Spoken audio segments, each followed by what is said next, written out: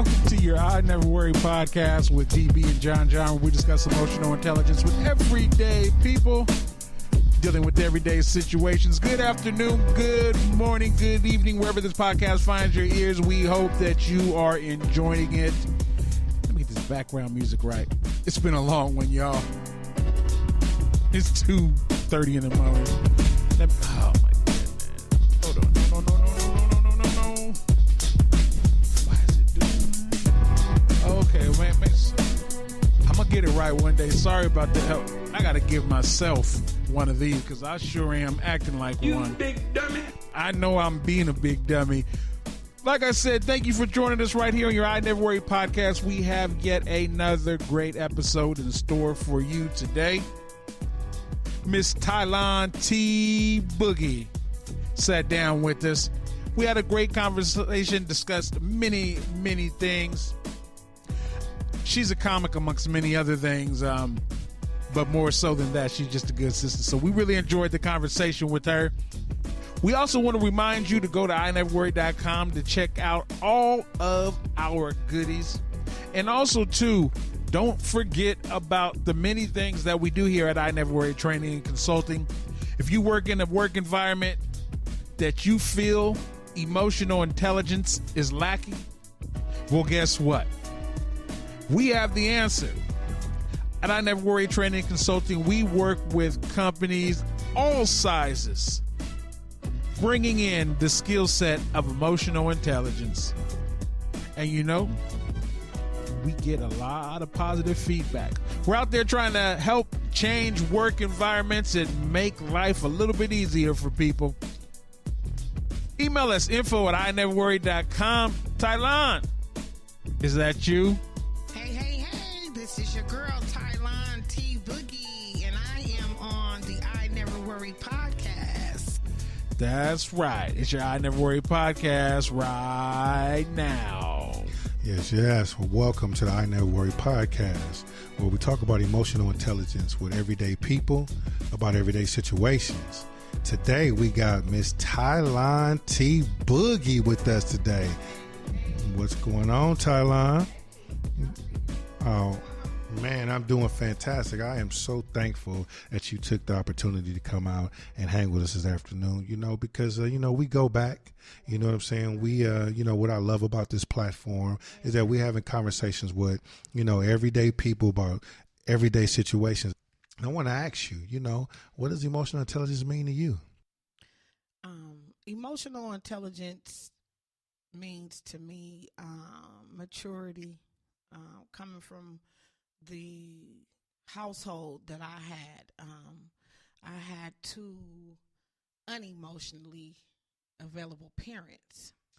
And I think a lot of times we are unaware that your childhood trauma or dysfunctionality or whatever can manifest in the adult life. And then your actions, people be like, oh, shit, you so emotional, you so dramatic. But if that's what your child is taught, then kids get older, they be like, oh, she crazy, is she this? No, that got that from you. Yeah, yeah, y'all created that. We tend to forget what we have given our children to grow from. Like, right. What are you feeding? What kind of soil are you giving your child, and how are you watering the plant? Like, you need to start looking at that. So, right. I'm always grateful that I have met you and your wife, because what happened when I went to that retreat, do you not remember the day the car broke down? Oh, I did. We on a whole nother car, and I'm going through it again. Oh, right? It's like deja vu. It's a trip. Wow. You know what I'm saying? So I got on the BART. Like, didn't I call you? I was like dang near in tears. I was like, I need this retreat. It was like my spirit was like, I needed to get there, because for me, being a woman almost 50 years old in a couple of years and not being able to know who you are is so just, that's like a lot of us, depression, dysfunctional relationships, unhealthy relationships, can't stay stable, cool in this area and lacking in another area. So emotional intelligence for me is just pure growth and being able to be accountable and and sway from the past. Like, I can't just mollywop you no more. Like, I just can't take off and be like, what? Beep, Right. beep, beep, beep. You know what I'm saying? Like, that's not healthy any longer, because why? I'm going to go back to Santa Rita, and I got to go to jail, and they're going to lock me up. Right. They're going to bring up my past. And so emotional intelligence is all about change, maturity. And that's really what it means to me, is the change and maturity in my life that I've really been seeking, because I didn't know where to get it. School don't teach you that. Right. You know, school teaches you math, you know, history, you know, that Right. basic stuff, but the internal stuff, how do you, you know, navigate through life is big to me. Man, most definitely. And you know, we talk about this emotional intelligence, and just from your standpoint, like, why does it even matter? Like, why do we even care to even have emotional intelligence? Why do you think it's even important? Well, you know, let's keep it 100, all the way 100. Pain is a motivator, right? So if your pain hasn't gotten great enough to where you tired of it, because I think for me, the insanity of doing things over and over and over and over and over and expecting a different result, like, at some point in your life, you should want to seek some type of intelligence, whether it's emotional, psychological, whatever. Seek some intelligence in your life, because clearly you lacking it if your life is dysfunctional. Right. I mean, that's why it's important. Like, I don't know. Like, that was like a duh. Like, why wouldn't you want it? Well, Like, I mean, don't you want to shake somebody sometimes and be like, why you don't want this? What's wrong with you? Ain't you tired of coming? That's what I tell these young men in the jail. Aren't you tired of coming here? Like, dude told me he'd been coming here since 1974. I said, sir, Star Wars wasn't even out yet. They gonna make 27 episodes. You can't be serious. 74. You ain't got your own corridor. You ain't got your own bed. They ain't serving you. Like, you should have part ownership on this jail. Right. Like, I'm sorry. No, but hold on though. So why? I mean, think about that. The space or the mental that you are in, one would have to be in to even claim that as something they would want to repeat. Because I don't even think How do you even feel about yourself? And not throwing shade at the brother, because I'm sure he don't get, but to even announce that. Like it's an accolade, right? To say I've been coming here for that long, right? Well, in his defense, DB, I was running a group, and I had a diverse group I had youngsters and I had OGs. Okay. So I really was trying to convey a message to the youngsters through the OGs. So I had went around the room, and he just blew everybody out the water with how long, you know, one dude's like, well, I've been coming here since 88, because that was kind of around the time, you know, crack came out and started selling. So then he said 88. Everybody had like an 80, a 90. They would come for a minute. Dude said 74, and the whole thing just shut down. So he remembered the first sheriff, the last sheriff, the one that died before, the one that came back to life, died again. Like, he remembers some things. So. And for our people who's listening, where is this experience coming from? Tell us about what the kind of work that you're doing, so people understand how you even privy to these conversations. Wow. First, let me say I am a comic. And the reason why I say I'm a comic and not a comedian, because it's not my full-time job, but I do stand-up comedy. And my full-time job is reentry case manager in the San Francisco County jails. And I work with the TAY population, which is transitional age youth, 18 to 25-year-olds. And so I do groups, and I do life skills. Your book is actually floating around the jail. That's what's up. I gotta get fresh. We gotta do a book. What you call that? Like a book club. Well, no, I need people that got old I Never Worry books to give me them. Get a new one. I'm serious. Right. Get you a new one, because you done turned the pages a few times, and they not even gonna care. Right. Like, it's heck of them. Like, Miss T, you still gonna let me get the book? I'm like, okay, well, such and such still got the book. Right. Y'all not getting my other book. Y'all can float this one book around, but y'all not getting my other book. So, yeah, that's what I do, though. We're gonna send in. We got a couple of books here that that you're gonna leave leave with, though, because I know we talked about that, and so we appreciate that piece of it. Cuzzo, you want to weigh in?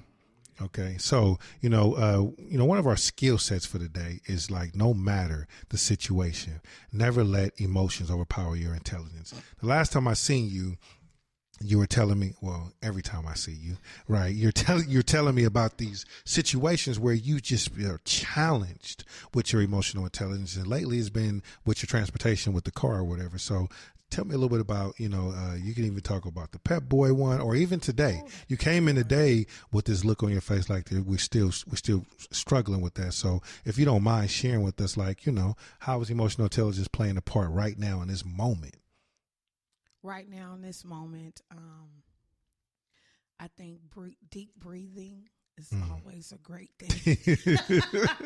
Those are things like, because I had to share this with one of my sisters on the phone because she was going through some things, and I had to tell her, I said, look, I am real clear now more than ever that until I pass this test of the emotional intelligence in my life, these things are going to continue to happen. And this is just something that I believe. How stuff can continue. Like, it's like a recidivism. It's just going to keep on going around until I get it right. Till I can break that cycle of, okay, what am I doing wrong? What is Tylone doing, and what part am I playing in all of this? Did somebody sell me a lemon? Of course they did, right? Did I find out till later on? Yeah. Did I put some miles on the car by that time? Yeah. So those things are like, okay, that happened. I'm powerless over that. But what am I powerful over? What power do I have, and how can I change it?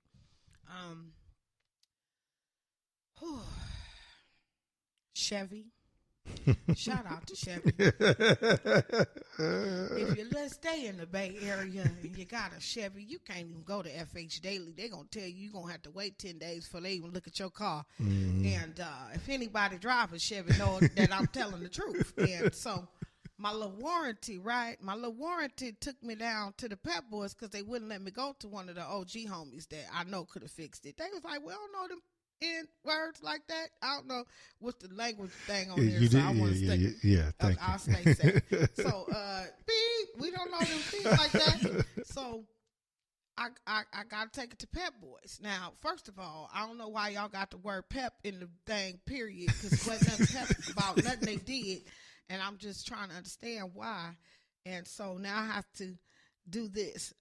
Never let my emotions overpower my intelligence. So I was confused at, what am I supposed to, how can you have intelligence right now? Like, how do you do that when they messing with your transportation? Right? Like, how you do that? Like, and who you talking to like that about my stuff that I'm paying for? This ain't a free service y'all giving me. So wait a minute, what are they doing at Pep Boys? They giving you parts of that? They sent you to Pep Boys for them to work on the car? Pep Boys does car work. And the thing is, I felt as though if you're not able to do it, say that, and we could have moved on. I should not have been taking my car here. This is like the 7th time. And my power steering went out. The first time I took it there, okay, bam, they fixed it. Maybe a month later, I'm driving. I was Ubering back then. What was that, 2015 or something? I'm Ubering, the car on fire.